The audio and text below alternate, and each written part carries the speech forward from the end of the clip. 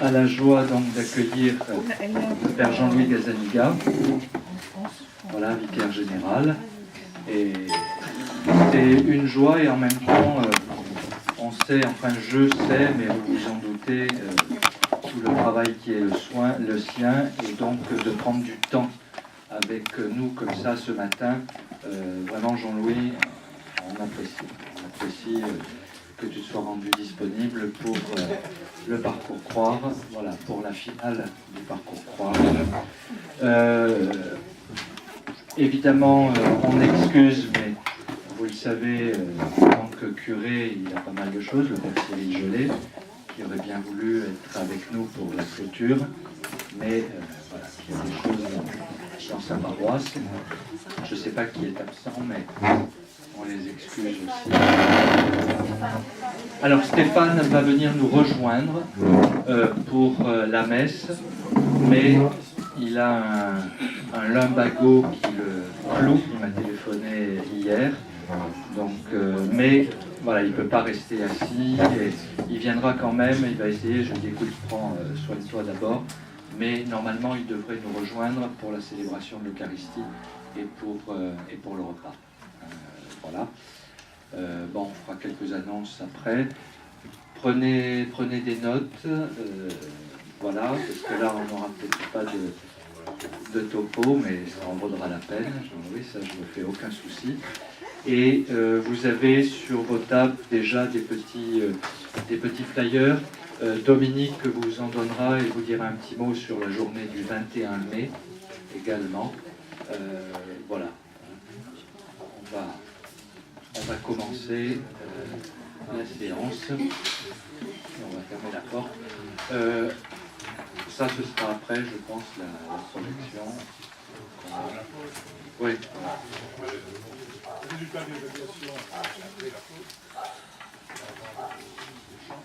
D'accord. Ok. Voilà, Jean-Louis, je te laisse.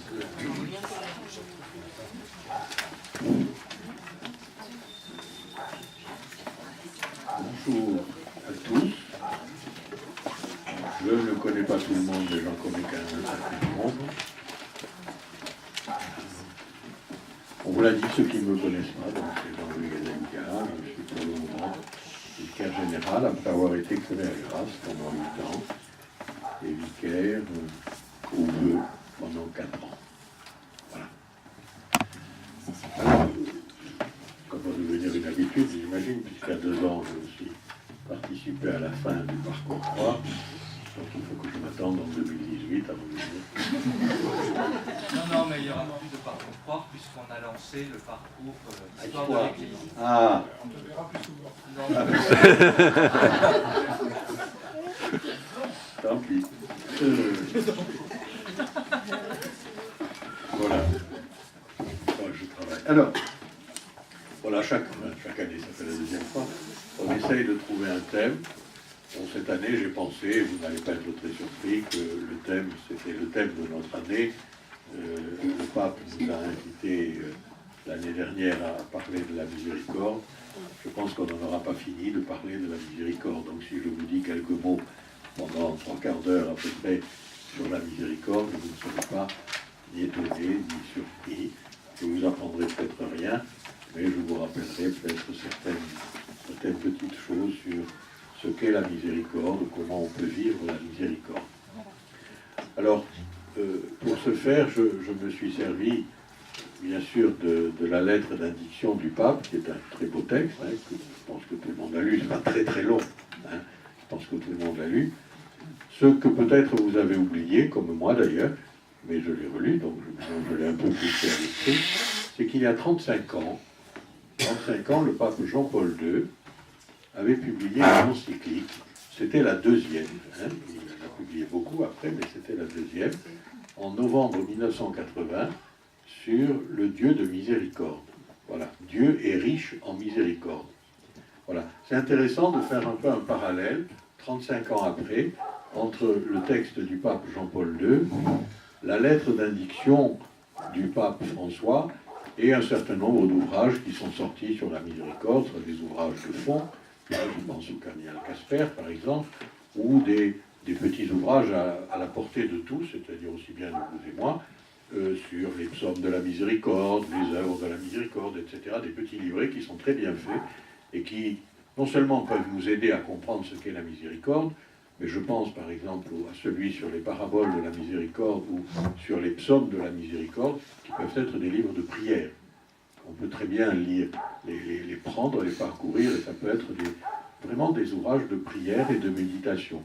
Il y a de très belles méditations sur une parabole de la miséricorde ou sur tel ou tel psaume de la miséricorde. Voilà, alors c'est un peu de tout ça dont nous allons parler. Pour resituer un peu le texte du pape Jean-Paul II, il y a un contexte historique, mais ce contexte historique, je me suis aperçu que 35 ans après, il est un peu différent et en même temps il pose les mêmes problèmes. Dès son élection, vous savez, en 1978, le pape Jean-Paul II a lancé comme ça quelques idées forces. Vous vous rappelez ses premiers mots, alors bon, ils sont quand même un certain nombre, à avoir été devant notre télévision, ce premier mot lancé à la face du monde, n'ayez pas peur. Voilà. Alors pour les plus jeunes d'entre nous, il y en a quand même quelques-uns, c'est une page d'histoire. Pour nous, c'était un peu une page un peu vécue de voir arriver un pape qui n'était pas italien, et qui, comme ça, du balcon de Saint-Pierre, est venu nous dire « N'ayez pas peur ». Je le mets en parallèle avec ce geste extraordinaire de ce pape François. Alors ça, tout le monde l'a vu vraisemblablement, qui est arrivé, qui a mis un temps d'arrêt, comme ça, bonsoir. Voilà, j'avoue que, voilà, ça n'a l'air de rien, hein, et j'ajoute tout à fait à la fin, enfin pas à la fin d'ailleurs, assez vite, bénissez-moi, voilà, ce sont des gestes, ce sont des paroles, mais qui nous introduisent déjà dans un pontificat. Et très vite, donc, le pape Jean-Paul II a mis en exergue comme ça des mots très importants qui sont revenus pendant 25 ans, la dignité humaine, le salut par le Seigneur, le pardon. N'oubliez pas qu'il est polonais, d'une Pologne qui a été meurtrie pendant la guerre, d'une Pologne qui a été occupée par les soviétiques. Il était encore en 1978, qu'il était encore en 1980. Hein, voilà, tout ça pour vous dire que tout de suite après sa première encyclique sur le Rédempteur des hommes, hein, c'est-à-dire Jésus, hein, le thème de tout ce texte très long, c'est en Jésus que nous découvrons l'homme. L'homme, c'est-à-dire la dignité de l'homme, la divinité de l'homme, la grandeur de l'homme. Et vous savez tous les textes que le pape a pu publier sur la dignité de l'homme, contre l'avortement, contre... voilà, vous le savez aussi bien que moi. Et nous nous trouvons 35 ans après dans un contexte, alors, politique différent, hein, le mur de Berlin est tombé, d'autres murs ont été construits quand même, hein, nous n'oublions pas. D'autres haines sont arrivées, d'autres... Voilà, 1980, on était dans le craquement de cet empire soviétique. Là, aujourd'hui, nous sommes quand même dans, j'allais dire, dans cette nouvelle forme de violence que sont les attentats, cette nouvelle guerre dont on nous dit c'est une guerre qui ne porte pas ce nom de guerre, mais quand même une guerre. Voilà. Eh bien, dans ces contextes particuliers, doublés les uns et les autres par un contexte économique qui se ressemble beaucoup, aussi bien le pape Jean-Paul II que le pape François ont eu des mots contre j'allais dire, le totalitarisme de l'économique par rapport à l'humain. Hein. Le pape Jean-Paul II y a insisté dans ses différents voyages, et Dieu sait s'il en a fait, et le pape François également. Et alors, la réponse, voilà ce que je veux vous dire maintenant, c'est que dans ces contextes difficiles, politiques ou économiques, hein, la belle encyclique du pape sur la préservation de notre environnement, hein, et bien dans ce contexte difficile, aussi bien le pape Jean-Paul II que le pape François nous lance la miséricorde. Voilà, la miséricorde, l'amour, tout simplement. Un autre mot, un autre nom de l'amour, la miséricorde divine. Et il y a un parallèle entre François et Jean-Paul II, si j'ose dire, c'est que Dieu n'est que miséricorde et Jésus est venu nous montrer le visage de la miséricorde. Hein, c'est les premiers mots de la lettre d'indiction. Voilà, Jésus est venu nous annoncer un Dieu d'amour, c'est ce que reprend tout au long de son encyclique le pape Jean-Paul II, et les premiers mots de la lettre du pape, hein, il est le visage de la miséricorde. Voilà, on reprend tout en Jésus-Christ.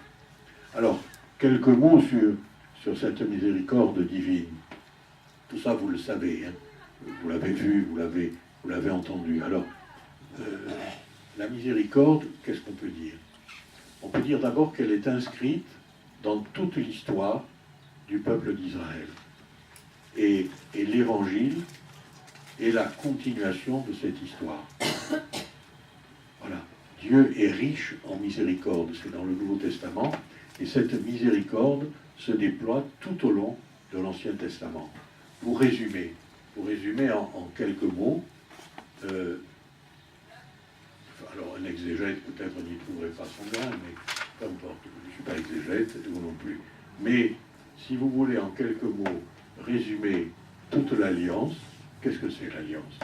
L'alliance, c'est un peuple que Dieu s'est choisi, avec lequel, par Noé, par Abraham, il a lié une alliance, et Moïse après, une alliance. Et toute l'histoire d'Israël, ce sont les ruptures d'alliance. Voilà. Ce peuple, en permanence infidèle, j'accuse pas le peuple, hein, parce que nous sommes les successeurs de ce peuple, hein, il y a toujours des ruptures d'alliance. Et Dieu, riche en miséricorde, pardonne toujours. Souvent, il pardonne spontanément, parfois il faut qu'on l'aide. Rappelez-vous Moïse, hein, plusieurs fois au désert. Mais que va-t-on penser de toi? Tu les as sortis d'Égypte, tu les amènes ici et tu veux les anéantir. Alors il dit, ben voilà, finalement, je ne vais pas le faire. Je ne vais pas le faire. Voilà. Et on peut résumer tout l'Ancien Testament. Alors on peut prendre des quantités de textes. Hein. Moi, il y a des textes qui me plaisent plus particulièrement. Je vous les livre, vous en ferez ce que vous voudrez.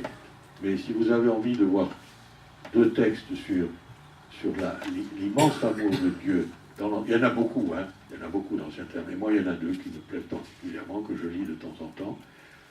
C'est un texte d'Osée. Le prophète Osée, c'est pas un des plus connus, hein. C'est pas un des plus connus, mais c'est très court, donc vous aurez vite fait de le lire. C'est très court. Le prophète Osée a une histoire un peu malheureuse. Hein. Il est prophète et il est cocu. Et alors évidemment, c'est pas confortable. Hein. Voilà. D'abord, c'est pas drôle d'être prophète, je pense, mais d'être cocu, c'est triste. Hein. Voilà. Et alors, il se plaint à Dieu. Il se plaint à Dieu que sa femme le trompe. Voilà. Et comme il arrive quelquefois, je dis les choses avec un peu d'humour, hein, et ça aide à comprendre. Et finalement, Dieu, au lieu de le plaindre, il pourrait le plaindre, hein, c'est triste, même trop cocu. Et il va lui dire, mais et moi alors? Et moi, si je me plaignais? Tu crois que ma femme, elle ne m'a jamais trompé? Sa femme, c'est Israël. Il a épousé Israël, Dieu. Et elle n'a pas cessé de le tromper. Et qu'est-ce que j'ai fait, lui dit-il? J'ai pardonné. Et il y a un très beau passage, vous le lirez, c'est dans Osée chapitre 2, c'est ce que j'étais en train de chercher tout à l'heure, qui vous montre que je prépare très mal ce que je vous dis, que je me cherche à la dernière minute. Mais c'est pas grave. Voilà. C'est au chapitre 2, versets 16 et suivants. Voilà. Et il y a des passages qui sont très beaux. Voilà le conseil qu'il donne à Osée. C'est un très beau texte. Hein. C'est pourquoi mon épouse infidèle, je vais la séduire. Je vais l'entraîner jusqu'au désert et je lui parlerai de cœur à cœur. Là, je lui rendrai ses vignobles et je ferai du Val d'Accord la porte de l'espérance. Là, elle me répondra comme au temps de sa jeunesse, au jour où elle est sortie du pays d'Égypte. Et ce jour-là, oracle du Seigneur, voici ce qui arrivera. Tu m'appelleras mon époux et non plus mon Baal. J'éloignerai de tes lèvres des noms des Baals, on ne prononcera plus leur nom. En ce jour-là, je conclurai à leur profit une alliance avec les bêtes sauvages, avec les oiseaux du ciel, les bestioles de la terre, etc., etc. je ferai de toi mon épouse pour toujours, je ferai de toi mon épouse dans la justice, le droit, dans la fidélité et la tendresse. Et donc il va le faire. Voilà, il va le faire. C'est pas un texte très court, on peut lire tout le passage, c'est pas très long. Voilà. La tendresse de Dieu. La tendresse de Dieu, c'est une des expressions de la miséricorde. Ce qu'en hébreu, ils appellent le Hesed. Soyez tranquilles, j'ai appris pour vous 2 mots d'hébreu. Le Hesed, H-E-S-E-D. Voilà, c'est la traduction, la bonté, la tendresse, la délicatesse. Voilà, c'est une des traductions de la miséricorde.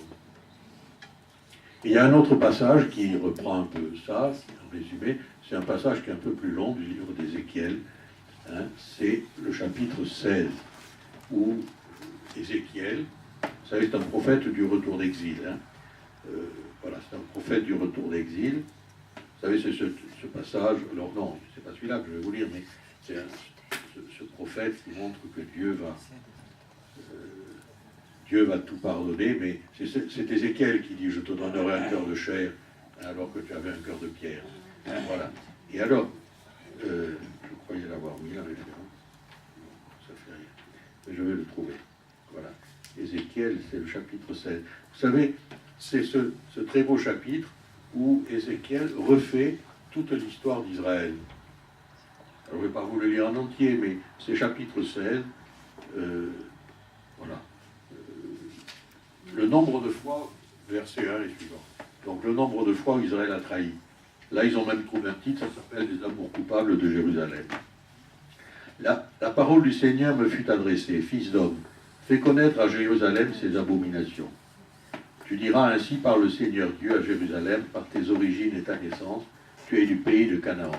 Ton père était un Amorite et ta mère une Hittite. À ta naissance, le jour où tu es né, on ne t'a pas coupé le cordon, on ne t'a pas plongé dans l'eau pour te nettoyer, on ne t'a pas frotté de sel ni de l'eau et de l'ange. Aucun regard n'a eu pitié pour toi, personne, pour te donner le moindre de ses soins, par compassion. On t'a jeté en plein champ avec dégoût le jour de ta naissance. Et c'est là que Dieu intervient. Je ne suis pas séparé de toi, je t'ai vu te débattre dans ton sang.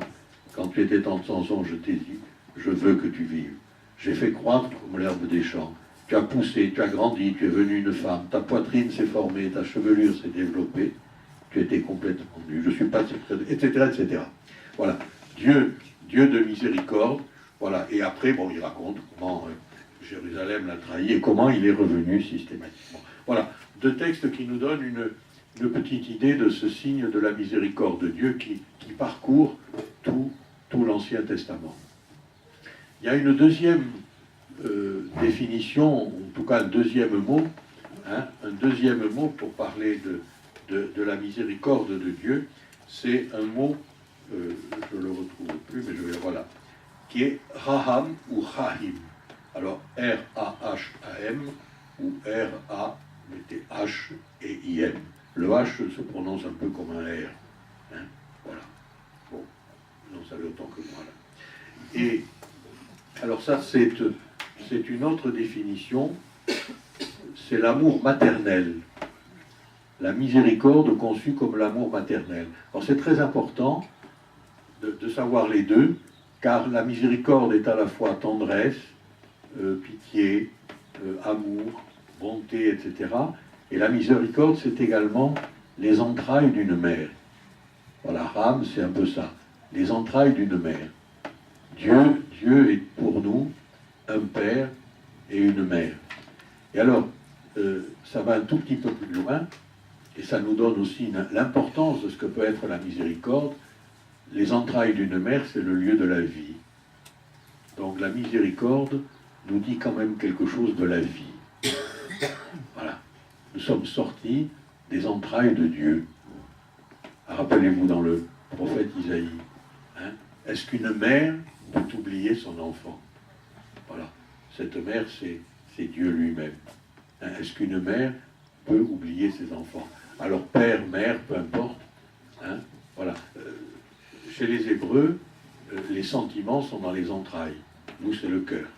Chez les Hébreux, le cœur, c'est l'intelligence. Hein, voilà.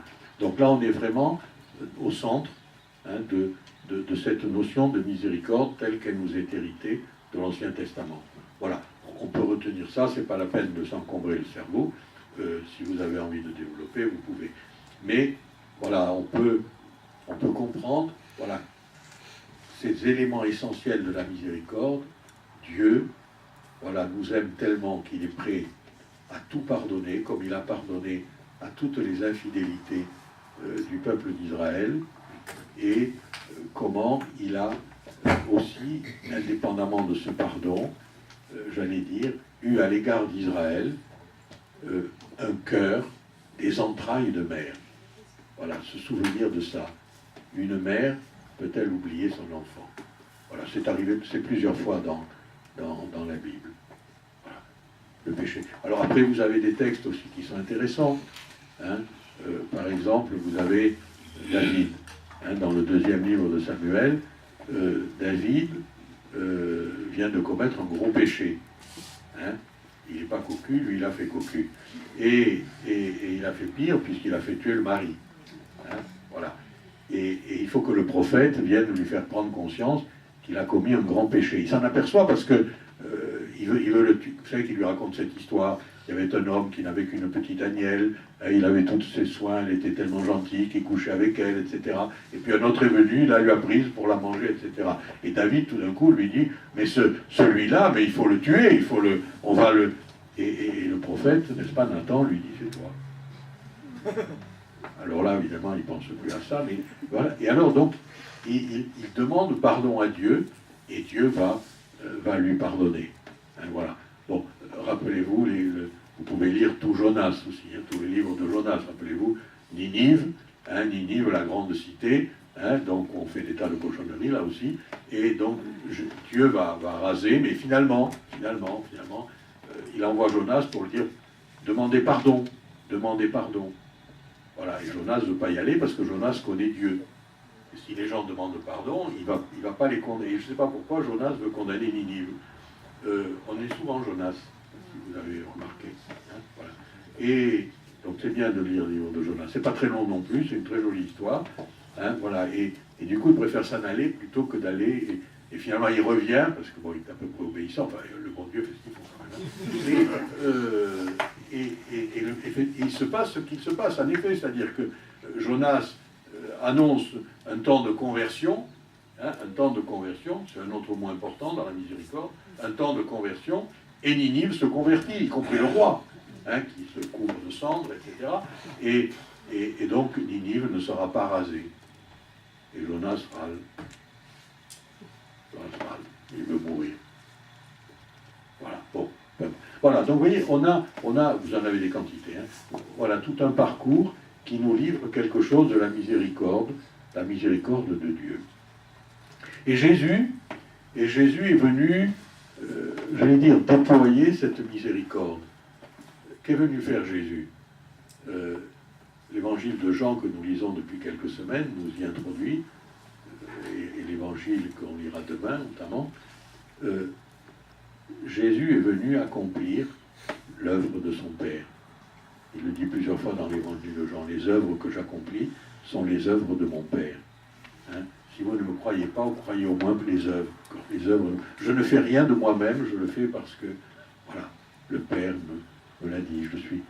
Je vous envoie comme le Père m'a envoyé. Hein, donc, il est venu accomplir l'œuvre du Père.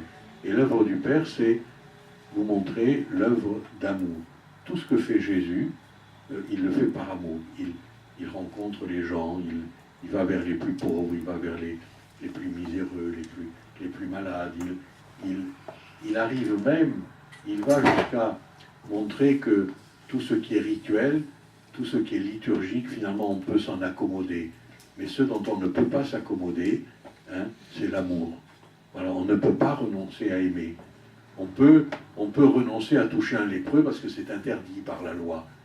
Mais Jésus pense qu'il y a une loi supérieure à la loi qui interdit de toucher un hébreu ou de toucher un moribond ou de toucher un mort. Hein? Voilà, donc il est venu nous montrer que le plus important de tout ce que Dieu avait voulu de nous, c'est pas d'abord des rites. Hein, les prophètes l'avaient dit avant. Hein, j'en ai assez de vos sacrifices. J'en ai plein les narines du fumet de vos agneaux et de vos veaux, de vos pas des cochons et des bœufs. Voilà. Mais voilà, Jésus est venu conforter ça, est venu nous dire demain dans l'Évangile, nous l'entendrons. Hein, voilà, à plusieurs reprises. Je vous laisse un commandement nouveau. Il est tellement nouveau qu'il est là depuis les origines. Hein, mais il est toujours neuf. On n'en finira jamais de découvrir aimez-vous comme je vous ai aimé. Voilà, il est venu donc accomplir cette miséricorde. Et nous en avons un témoignage dans les paraboles de Jésus. Hein, les paraboles de Jésus sont des paraboles d'ailleurs qui nous introduisent dans le pardon. Voilà, très important de pardonner. Très important de pardonner. Le pardon est, j'allais dire, la dimension extrême de l'amour. Hein, voilà, on a beaucoup de mal, nous, mais Dieu sait faire. Hein, voilà, le pardon. Rappelez-vous le paralytique dans Saint-Marc. Hein, tes péchés sont pardonnés. Le malheureux, lui, il venait pour qu'on le fasse marcher. Et la seule chose qu'on lui dit, c'est tes péchés. Bon, il marchera après, mais tes péchés sont pardonnés. Rappelez-vous l'interrogation de Pierre. Jusqu'à combien de fois je devrais pardonner? 7 fois, c'est déjà beaucoup 7 fois. Je ne te dis pas 7 fois, mais je te dis 70 fois 7 fois. Au caté, les enfants font la table de multiplication. Quand ils y arrivent, quand ils la connaissent. Bon. Et voilà, ça veut dire à l'infini. On n'en finit jamais de pardonner. Voilà. Rappelez-vous également l'évangile de Simon. Simon, le pharisien qui reçoit Jésus à déjeuner, parce que Jésus, c'est une personnalité. Donc il invite à déjeuner. Et puis voilà une femme qui arrive, qui se met au pied de Jésus, là, hein, et qui pleure ses péchés sur les pieds de Jésus, qui verse un parfum et qui les essuie avec ses cheveux, etc. Quelle est la première pensée de Simon? Nous sommes Jonas, nous sommes souvent Simon aussi. Hein, quelle est la première pensée de Simon? Si cet homme savait qui est cette femme, il ne se laisserait pas toucher par elle. On nous dit que c'est un prophète, mais s'il était prophète, il saurait qui est cette femme. Voilà. Et Jésus entend, même quand on parle tout doucement, même quand on parle dans sa barbe de pharisien, à son voisin. Et il l'entend, il dit, mais Simon, je suis arrivé chez toi, tu ne m'as pas lavé les mains, tu ne m'as pas versé de l'eau sur les pieds, tu m'appelles et dis bonjour, ça c'est moi qui l'ajoute, tu ne m'as pas embrassé, et elle, ça fait un moment là qu'elle pleure, et voilà, hein, c'est péché. Mais avant de lui dire ça, il lui raconte une histoire. Et cette histoire, c'est une histoire de miséricorde. Ça, c'est la fin. Parce que Jésus veut l'amener quelque part, son Simon, là. Mais avant, il lui dit, il y avait 2 créanciers. Un qui devait un peu, et l'autre qui devait beaucoup. Quel est celui qui va être le plus reconnaissant au créancier? Il y avait un qui va lui remettre sa dette, les fameux 2 débiteurs, là. Ah ben, celui à qui on a remis le plus, évidemment.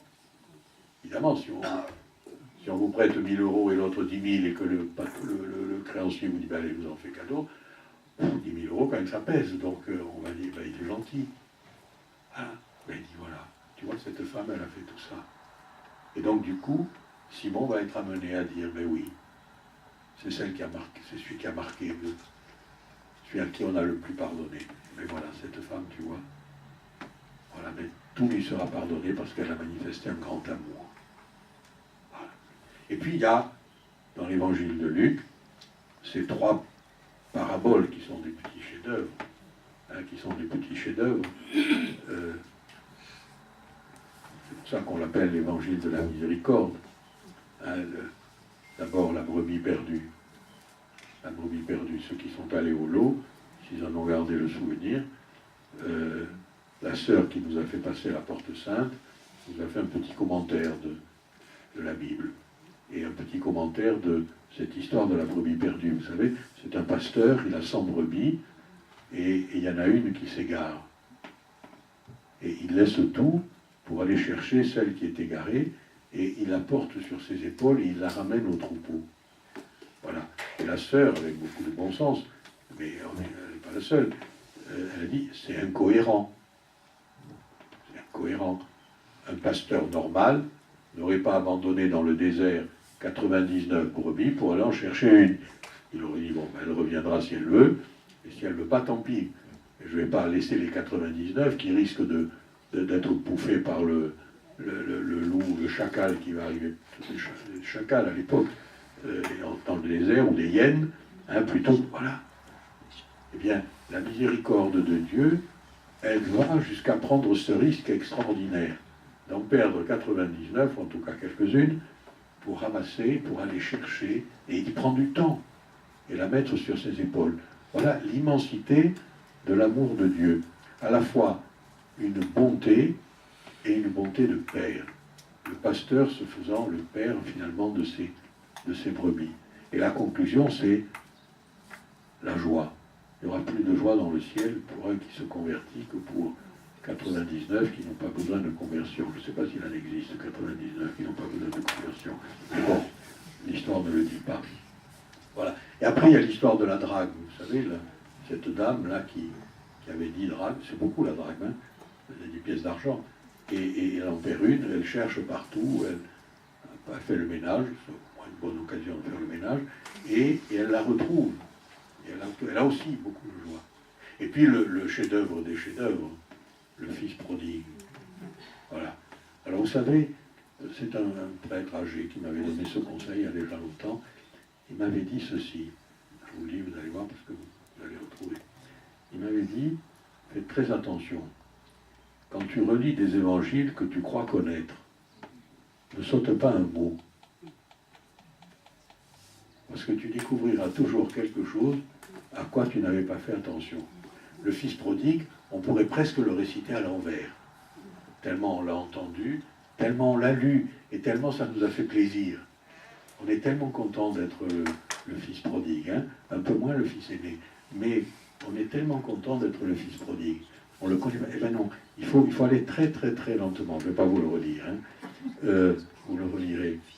Et voilà, donc, le pape Jean-Paul II, dans son encyclique sur Riche en miséricorde, fait un commentaire.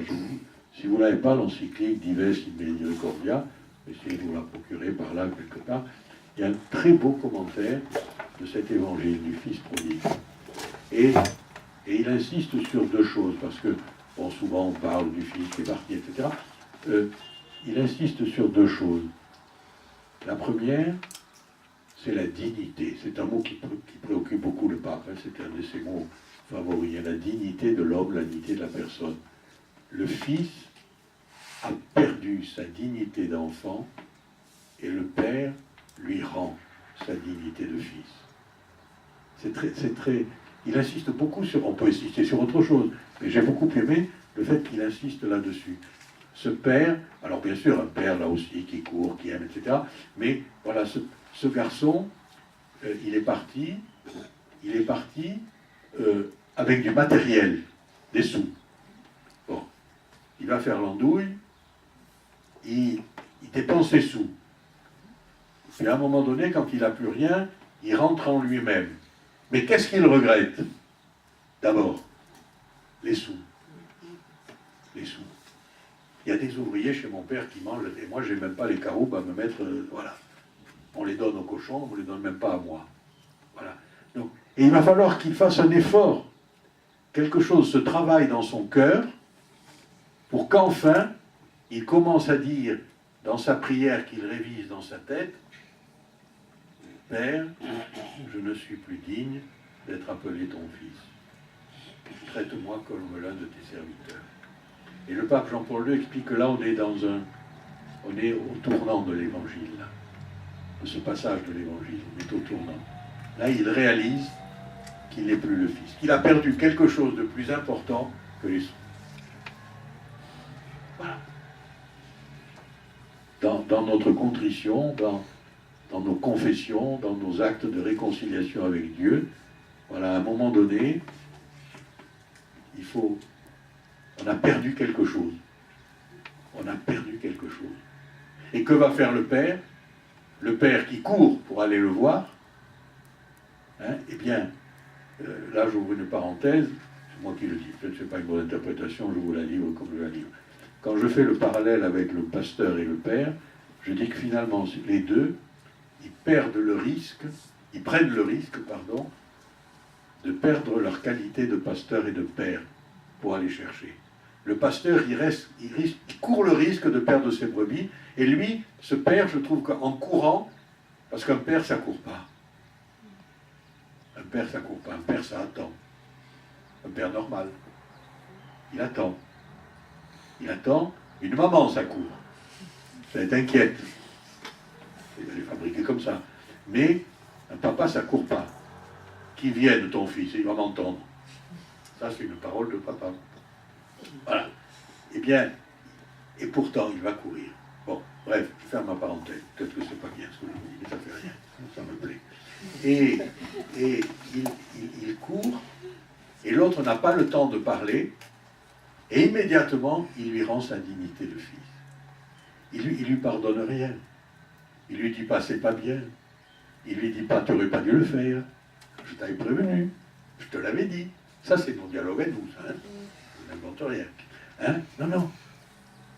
Remettez-lui les sandales, la plus belle robe, l'anneau de la famille, l'alliance qui fait qu'il est vraiment mon fils, tuons le veau gras, etc.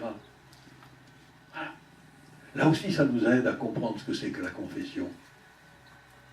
C'est pas simplement arriver devant le prêtre en lui disant « Oh là là, j'ai été gourmande ». Je veux dire gourmande, je sais. Je sais. Je connais tous mes défauts. Et alors, donc, hein, j'ai été gourmand, j'ai fait ci, j'ai fait là. Ça, c'est très bien. C'est très bien. Mais qu'est-ce qui est le plus important là-dedans?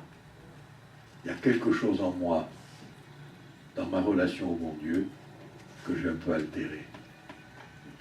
Et le bon Dieu, la formule de bénédiction, la formule de, non pas de contrition, mais la formule d'absolution, c'est ça que je cherchais.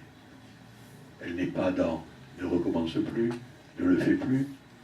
Elle est dans justement Dieu de miséricorde, qui a envoyé son Fils, qui nous a donné l'Esprit et l'Église. Et c'est en son nom que moi je te pardonne tous tes péchés. Voilà. Et je te rends la dignité que tu avais avant de pécher. Voilà. Bien, c'est très exactement le Fils prodigue. Il a fait son acte de contrition. Il a fait son examen de conscience. Et il a enfin compris le plus important. Et quand il arrive devant le Père, pas de discours. Mettez-lui la robe, la plus belle robe, l'anneau, etc., etc. Voilà. Il insiste beaucoup voilà, sur cette dignité. Il y a quelque chose de la dignité d'enfant que nous perdons dans le péché. Et c'est ça qu'il faut retrouver. Voilà. C'est pas chic, je m'en suis débarrassé. Oh là là. La prochaine fois. Voilà. Et le deuxième aspect dans cet évangile que le pape Jean-Paul II veut mettre en exergue, c'est la joie. Souvent, on n'y pense pas. C'est vrai que quand on finit l'évangile de la brebis perdue, ou de la drachme, ou de surtout l'enfant prodigue, où tout le monde va danser, etc., et l'aîné fait la gueule, on termine un peu, on ne sait pas trop qu'en faire de l'aîné, donc généralement on le met de côté. Voilà, et on oublie quand même que le plus important, à la fin, c'est la joie. La joie du ciel. Il n'y a plus de joie dans le ciel, etc. Et là, la joie manifestée par le repas. La danse, le repas, on partage la joie. Le bonheur de retrouver l'alliance avec Dieu. Le Fils aîné, on en parlera une autre fois. Voilà. J'ai trouvé cette interprétation du pape intéressante, qui nous permet de le méditer, qui nous permet aussi de méditer par rapport à nos propres fautes, par rapport à l'importance du pardon de Dieu. C'est-à-dire le seul vrai pardon. C'est-à-dire le pardon où il n'y a plus rien. Tout est effacé. Alors nous, on dit toujours, le pardon n'est pas l'oubli. Mais en Dieu, oui. En Dieu, c'est fini. C'est fini. Voilà. Donc, chemin faisant, donc, et dans l'évangile, bon, il y a d'autres traits, évidemment, dans le pardon. Voilà. Donc, voilà Voilà un peu, si vous voulez, ce qu'on peut dire dans la miséricorde de Dieu qui fait partie, je veux dire, de sa nature propre. Je n'emploie pas un mot théologique, mais ça ne fait rien. De sa nature propre. Dieu n'est que miséricorde. Il est miséricorde et c'est vraiment ce qu'il est du début, depuis la création du monde. Hein, rappelez-vous, après le déluge, hein, je ne le ferai plus. Je ne le ferai plus. Voilà. Et qui va jusqu'à Jésus, et même alors on pourrait dire que le comble de la miséricorde de Dieu, c'est sur la croix. Hein, sur la croix. Voilà, Jésus rend l'esprit, Père, pardonne-leur, ils ne savent pas ce qu'ils font. Ils ne savent pas ce qu'ils font. Voilà. Et bien sûr la résurrection, qui est la victoire sur le mal, bien sûr. Voilà, voilà comment on peut parler de la miséricorde, hein, simplement en ouvrant la Bible, en la parcourant un peu, Ancien comme Nouveau Testament, la miséricorde comme l'attribut essentiel de Dieu. Alors si les papes ont insisté, aussi bien Jean-Paul II que le pape François ont insisté sur la miséricorde, d'abord c'est nous engager peut-être à refaire un peu une lecture de la Bible, on n'a jamais fini. Ce que je viens de dire des paraboles, par exemple, ou de certains passages de l'Ancien Testament, on pourrait le faire avec les psaumes.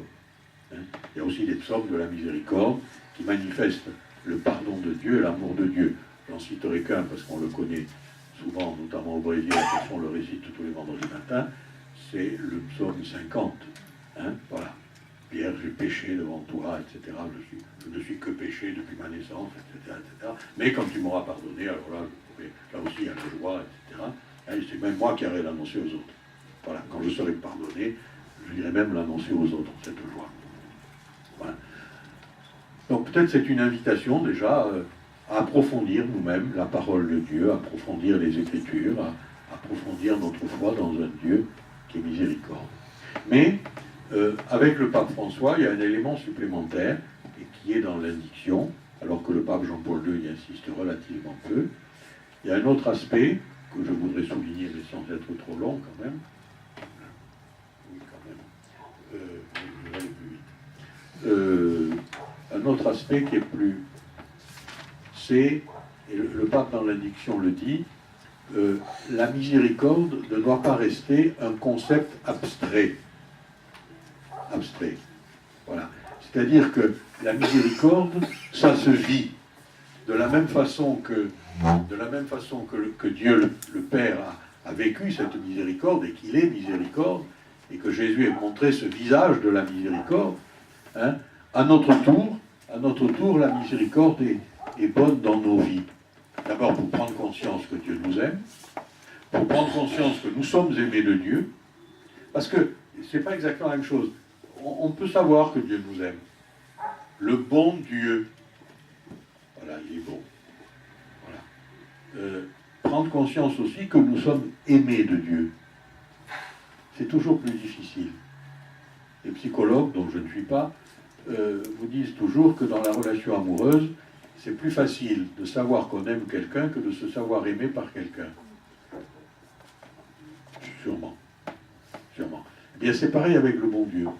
Se savoir aimer personnellement. Rappelez-vous dans Isaïe, je t'ai gravé sur ma main. Je te connais par ton nom et je t'aime. Voilà. Notre vision de la miséricorde. Voilà. Ton nom est gravé sur ma main. Voilà. On le chante même. Alors pas comme ça, mais un chant là, comment ça s'appelle ce chant où il faut tressaillir là. Hein, on ne tressaille pas beaucoup, mais bon. Voilà. Hein, voilà. Réjouissez-vous surtout hein, que vous êtes connus de Dieu. Ou aimés de Dieu. Voilà. Connaître et aimer, c'est la même chose. Donc, voilà. Donc déjà, ce savoir aimer de Dieu. Et ensuite, l'autre volet de cette miséricorde, c'est qu'il faut la vivre à l'égard des autres. Voilà, nous avons un devoir, là aussi, de miséricorde. Alors, c'est ce qu'on appelle les œuvres de miséricorde.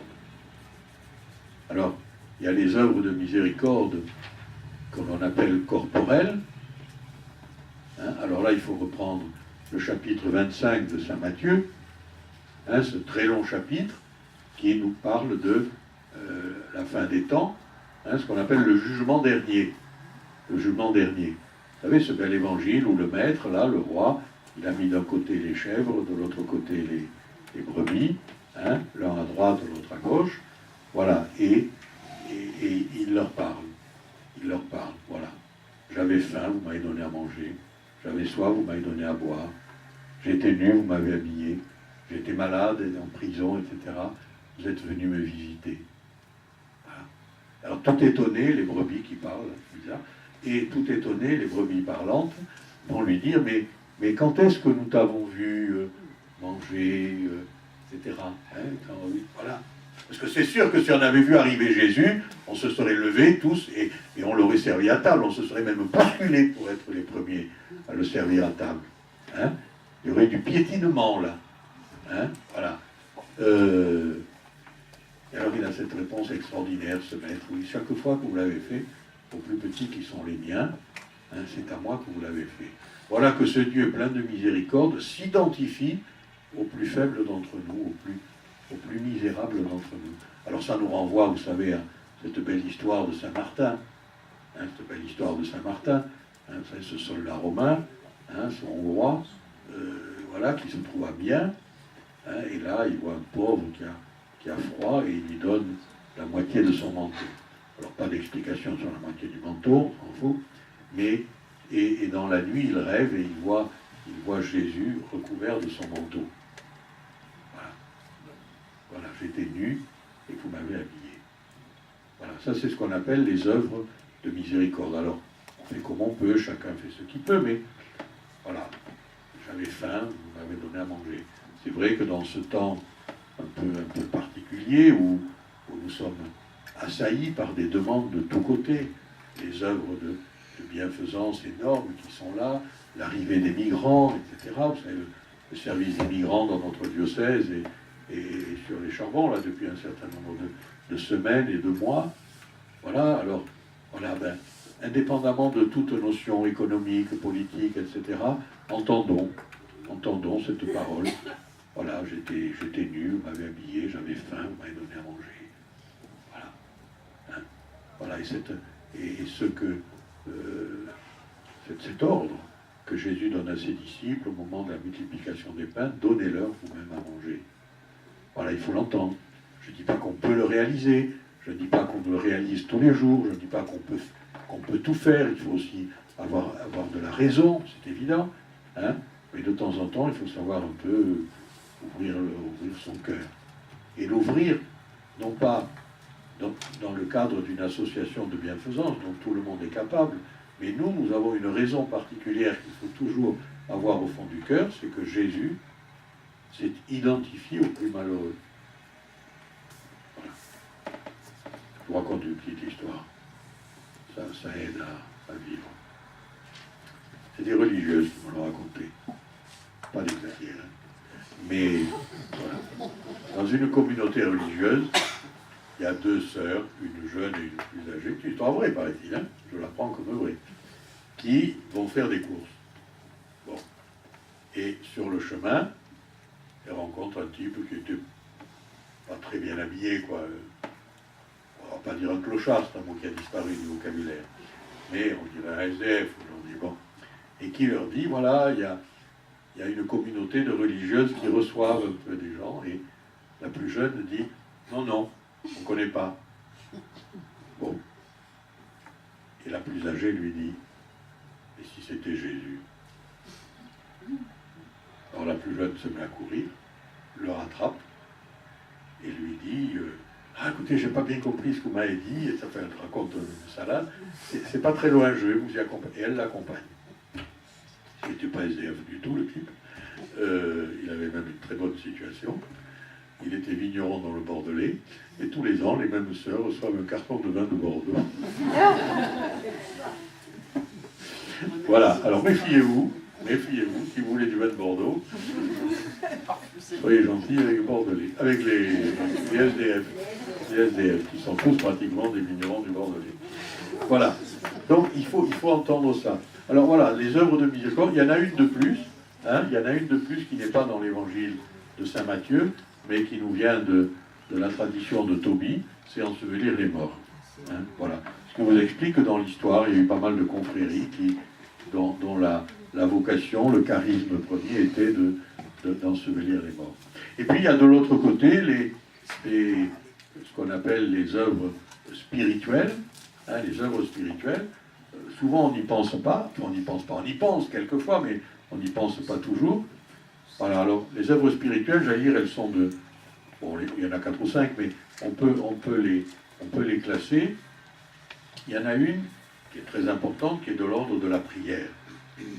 Voilà, prier pour ceux qui ne vont pas bien, prier pour ceux qui sont dans le doute, prier, voilà, qui est de l'ordre de la prière. Alors vous récitez le chapelet, vous faites dire une messe, ou voilà, vous participez à un temps d'adoration, etc.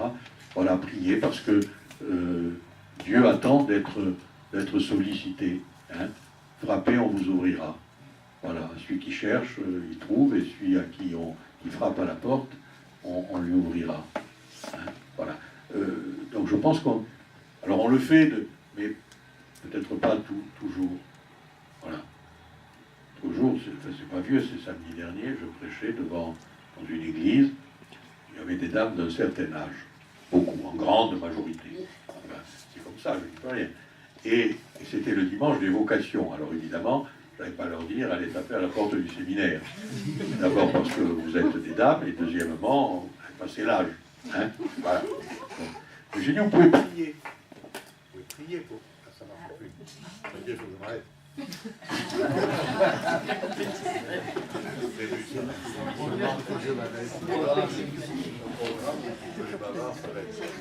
Programmé. Ça fait rien. Ça va être programmé.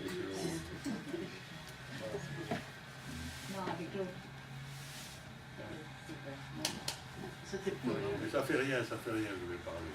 Sans le fini. Et alors, non, mais ça va, on m'entend. C'est bon. Et, non, vous entendez là. Oui. Et alors, j'aurais dit, vous pouvez prier. Vous pouvez prier pour les vocations, vous pouvez prier pour les prêtres. Au lieu de les critiquer, vous pouvez les aimer, par exemple. Au lieu d'envoyer des lettres au vicaire général, vous en pensez, vous priez aussi pour le vicaire général, etc. Bon.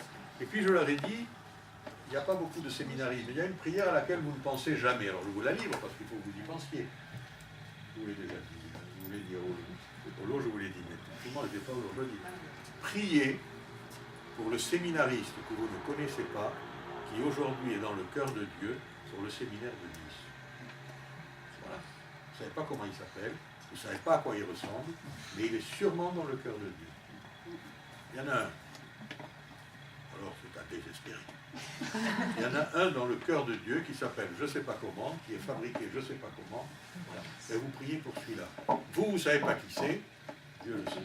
Voilà. Donc, voilà, il y a tout un aspect de ce qu'on appelle les œuvres de miséricorde spirituelle qui sont de l'ordre de la prière. Et puis il y a un autre aspect qui est quelquefois un peu plus compliqué, qui est de l'ordre, je vais dire, de l'enseignement, de l'ordre un peu de la formation. C'est-à-dire que souvent, ou de l'ordre du témoignage aussi. Vous savez, souvent on nous pose des questions, oui, vous les chrétiens, vous les catholiques, Dieu, tu y crois, toi toutes ces balivernes, etc. Ou alors de façon, là je le caricature, ou alors parfois des gens qui sont vraiment dans le doute, hein, dans le doute. Et alors, nous avons un devoir, nous avons plusieurs, au moins 3. Le premier d'abord, c'est d'essayer de témoigner ce que nous sommes. Nous sommes le premier argument pour ou contre. Pour ou contre. Quand on nous voit vivre, quelquefois, je me dis, je ne suis pas sûr que les gens aient envie de nous ressembler. Hein? Voilà. Quand on va à la messe, par exemple, et qu'on voit la tête que font les gens qui assistent à la messe, on se dit, je ne vois pas pourquoi les gens se dérangeraient pour avoir des têtes pareilles. Voilà.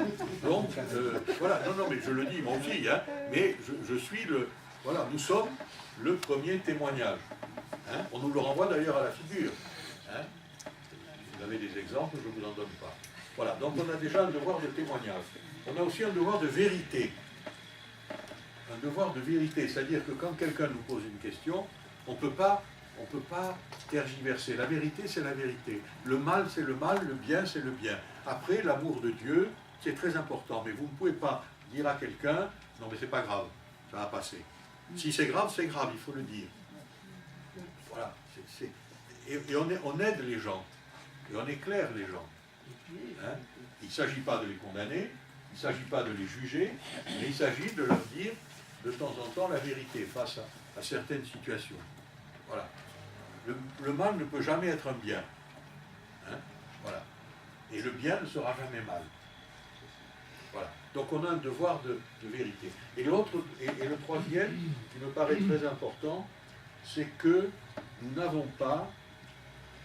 D'abord, ce n'est pas nous qui convertissons, hein, c'est le Seigneur qui convertit, c'est jamais nous, mais les discours péremptoires sont sans effet. Sans effet. Voilà. Voilà, c'est pas moi qui le dis, c'est Pascal. Hein? Voilà. Les gens n'attendent, et Paul VI l'a repris, les gens n'attendent pas tellement des leçons que des témoignages. Hein? Voilà. Hein? Et ça rejoint la vérité. Les trois sont ensemble. Hein? Voilà. Voilà.